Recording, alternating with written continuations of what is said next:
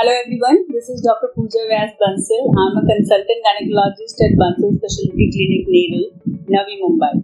So today I'm going to talk about a very commonly used term, PCOD or PCOS. So it's a modern day epidemic where we see even every 7 in 1 woman have got PCOD. So this is a very huge number of population which is suffering from this hormonal imbalance. Now let's talk a little bit about what exactly is PCOD or PCOS. So here we are dealing with something which is a lifestyle disorder. It does influence completely what kind of your lifestyle is, and that gives rise to the particular symptoms or hormonal changes, and that converts into the PCOD. So let's get into the symptoms of PCOD. PCOD is generally the primary complaints will be irregular cycles. Now, irregular cycles could be in the form of menses which are coming at a very long gap, or scanty menses, or they could be very heavy menses and very frequent menses. These both could be the presentation of the PCOD.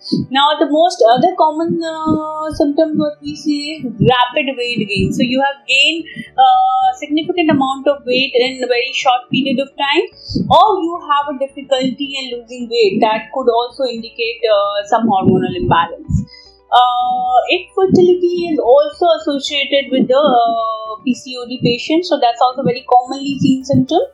Any kind of acne, any kind of excessive hair growth on the face, or the scalp hair loss is also associated with the PCOD. In the certain cases, PCOD may give rise to hypertension, diabetes, cardiac diseases. Even the endometrial cancers are also associated with the PCOD. In younger generation, most commonly seen symptoms are anxiety and depression also. So that's also be a part of PCOD itself.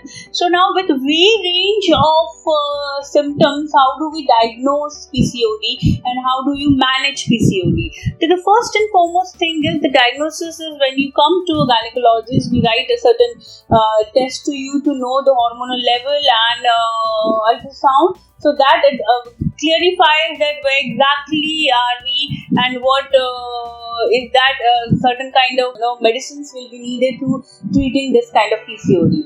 Now, what are the factors contributing for the PCOD? As I spoke before, the first and foremost factor is any genetic relation. So PCOD is mostly related to the genetics. It may happen that your family has a history of diabetes, that you may have a tendency to get PCOD. So that's also very much related.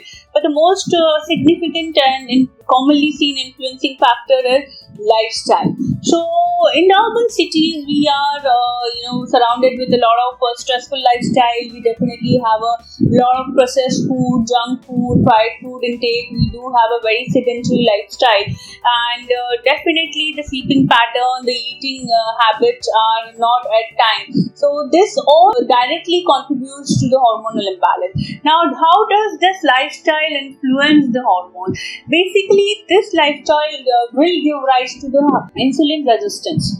Now, insulin resistance, which is there in your body, it starts to give the symptoms of hormonal imbalance. So basically, we want to control this hyperinsulinemia, and that is the primary factor for the PCOD. So in all together, just by managing a good lifestyle, just by having a good sleep, reducing your stress level, reducing the intake of packed food, processed food, or sugar drinks, these all can directly contribute to control your PCOD. With certain help of medicines, you can control hyperinsulinemia and reduce down the weight. But the symptoms will definitely depend on that how well managed your lifestyle is.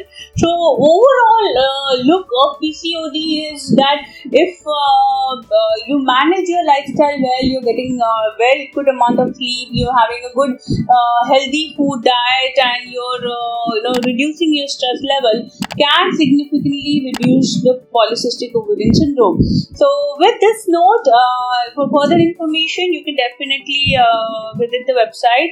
You can call on the number for the further appointments. Thank you so much. Take care.